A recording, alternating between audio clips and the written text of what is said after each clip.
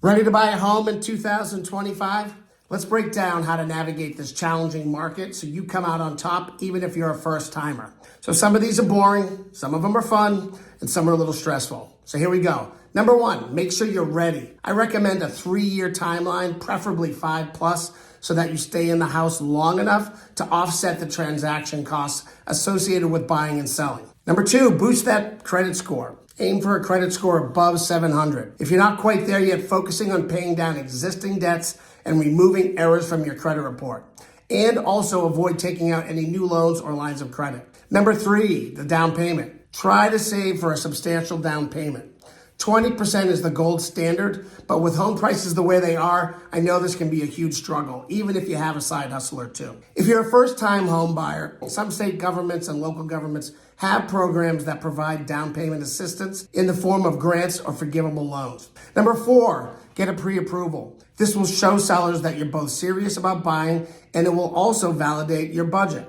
Number five, make a wish list. All right, here's a fun one. Do you want a detached house, a townhouse, a condo? What's your ideal location? Do you want to walk to cafes? Do you want to spend your weekends at Home Depot in a fixer, or do you want move-in ready? You get the idea. Number six, find a great agent. There are a lot of realtors out there, but only a very small percentage are great. In this market, you need a great, not good, not average. You need full-time, lots of experience, and plenty of transaction volume.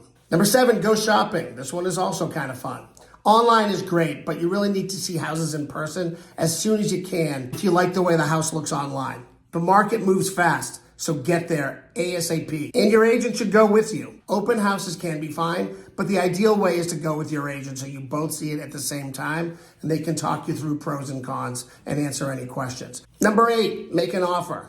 A real estate agent is your best resource here, providing you with comparable sales information and any intel about the sellers that they might have gleaned from a conversation with the listing agent, like if they've already found a new place or they're extra motivated to sell or what's important to them. In our current low inventory market, this may suck a bit, this process, but multiple offer scenarios, waiving home inspections, paying over asking price are all possibly likely to happen.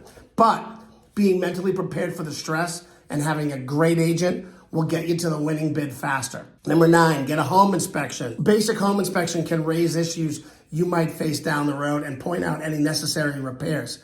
This visual assessment covers all aspects of the house and its systems, from the foundation to the roof. If you have a particular concern, like mold or radon, you may want to get one of those more specialized types of home inspections, but your basic standard home inspector can make those referrals. Number 10, get a mortgage. Now is the time to make a full loan application. Your lender can walk you through that process, and it will be a process, so be prepared to provide a lot of paperwork and a lot of documentation. Number 11, get homeowners insurance. It might feel a little strange to take out an insurance policy on a home you don't actually own yet, but almost every lender makes securing a homeowner's insurance a condition of your mortgage. So you'll want to get enough coverage to replace fully the home, which might not be the same as the purchase price or the appraised value. And typically the policy should become effective on your closing date. Number 12, have the home appraised. The home appraisal is separate from the home inspection. While the home inspection is for your peace of mind, the appraisal is really for the lender, which doesn't want to lend you more money than the home is actually worth. And they want a third party to independently validate that. They look closely at the home you're buying and they compare them with recently sold homes to determine the market value of the property. Your lender will choose the appraiser, but you're going to be paying for the appraisal. Number 13, close on your new home. Finally, you made it to the last step. Getting familiar with the standard closing documents ahead of time can make the closing process less nerve-wracking. Your lender must provide you by law with a closing disclosure at least 3 days before your actual closing date. You can compare that with your loan estimate when you first started the process to see whether and how any closing costs may have changed. This will let you know how much total cash you're gonna need to bring to the closing. On or near the closing day, you'll do a final walkthrough with your real estate agent of the property to make sure that the property is still the same as it was the day you first saw it. You'll probably be buzzing with excitement, but make sure to check that everything is agreed upon. For example, all the appliances that are supposed to be there are actually there. If there's been any repairs that were agreed upon, make sure they're done correctly. It's been a whirlwind of emotion and seemingly endless paperwork, not to mention that you may have just written the biggest check of your life. but now you're finally getting the keys to your new home. Are you ready to move in 2025? Send me a DM and let's chat about your goals.